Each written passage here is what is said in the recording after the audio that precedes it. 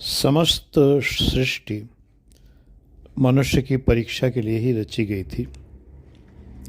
इस संसार में अपने व्यवहार द्वारा ही हम यह व्यक्त करते हैं कि हम ईश्वर को चाहते हैं या हम उनके उपहारों को चाहते हैं।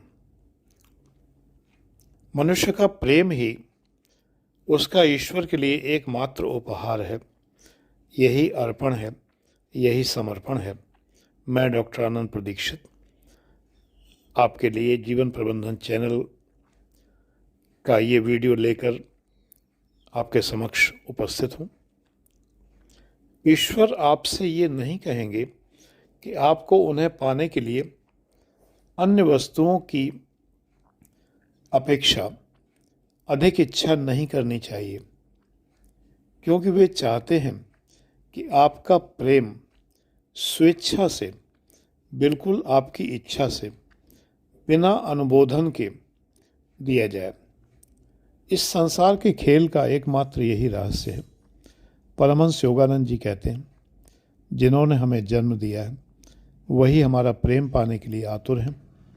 वे चाहते हैं कि हम अपना प्रेम बिना मांगे स्वेच्छापूर्वक दें। जैसे आपके माता पिता जिन्होंने आपको जन्म दिया है, वे ये चाहते हैं कि आप उन्हें प्रेम करें, उनका सम्मान करें, उन्हें इज्जत दें और उनकी सेवा करें। ये कोई बदला नहीं है कि उन्होंने आपको पाला पोसा इसलिए आप उनको सम्मान दें, इज्जत दें।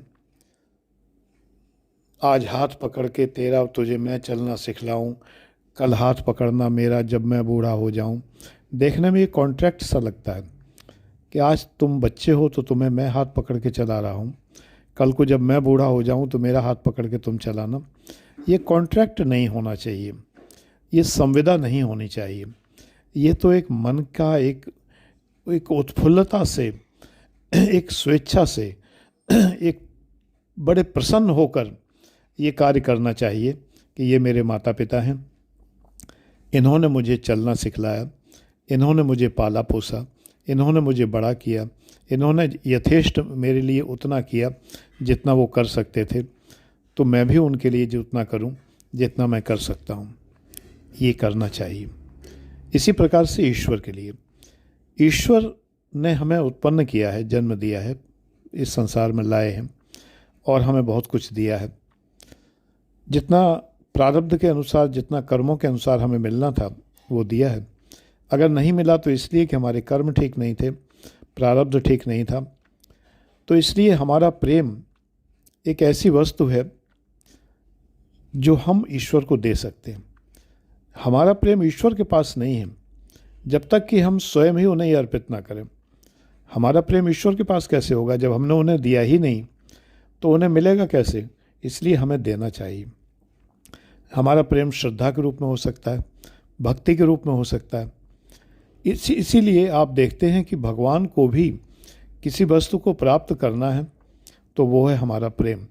यानी भगवान भी हमारे प्रेम के भूखे हैं और वो चाहते हैं कि हम उनसे प्रेम करें। और जब तक हम अपना प्रेम उन्हें नहीं देते, हम कदापि सुखी नहीं हो सकते। तब तक हम निरंकुश बालक हैं। इस पृथ्वी पर रेंगते हुए बौनों की तरह हम घूम रहे हैं, उपहारों के लिए चिल्ला रहे हैं। हम ईश्वर से उपहार मांग रहे हैं, जबकि ईश्वर तो खुद ही मांग रहा है। ईश्वर को तो खुद ही चाहिए, ईश्वर को हमारा प्रेम चाहिए। और हम ईश्वर से मांगने के लिए मंदिर मंदिर दौड़ रहे हैं, धर्म स्थानों पर दौड़ रहे हैं कि ईश्वर मुझे ये दो, मुझे ये दो। ईश्वर हमारे अस्तित्व का मूलभूत तत्व होने के नाते, परमहंस योगानंद जी कहते हैं, उसकी उपस्थिति को अपने अंतर में प्रत्यक्ष अनुभव करना सीखे बिना वास्तव में हम स्वयं को व्यक्त नहीं कर सकते। यही सत्य है। क्योंकि हम दिव्य हैं, उनका अंश हैं, इसलिए हम किसी भौतिक वस्तु को पाकर पूर्ण संतुष्ट नहीं हो सकते। यदि तू मेरी शरण में नहीं आएगा तो तुझे कौन शरण देगा? बाइबल में कहा गया है, मेरी शरण में आओ। श्रीमद् भगवद गीता में कहा गया है, मामेकम शरणम व्रज, मेरे शरण में आओ। अतः जब तक आप ईश्वर में संतुष्टि नहीं प्राप्त कर लेते, तब तक आप किसी अन्य वस्तु से संतुष्ट हो ही नहीं पाएंगे। इसलिए ईश्वर से मांगिए मत, ईश्वर को दीजिए। आप ईश्वर को दे सकते हैं। क्या दे सकते हैं? अपना प्रेम, और वो देते रहिए। ईश्वर स्वयं प्रेम है। ईश्वर स्वयं प्रेम है, वो प्रेम ही है। प्रेम और ईश्वर में कोई अंतर नहीं है। तो जब आप प्रेम ईश्वर को देते हैं तो ऐसा लगता है ईश्वर को कि आपने ईश्वर को ही उनको लौटाया है, ईश्वर को ही उन्हें दिया है। तो ईश्वर के लिए इससे अधिक प्रसन्नता की बात और कोई नहीं होती।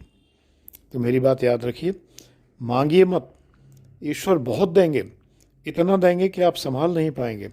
यही विधि नाथ होई हित मोरा, करहु सो बेग दासु मैं तोरा। हे ईश्वर, मेरे लिए जो उचित हो वो मुझे प्रदान करें। मैं आपके पास कुछ मांगने नहीं आया हूँ, मैं आपके पास अपनी श्रद्धा, अपनी भक्ति, अपना प्रेम लेकर आया हूँ, और वो मैं आपको अर्पण कर रहा हूँ।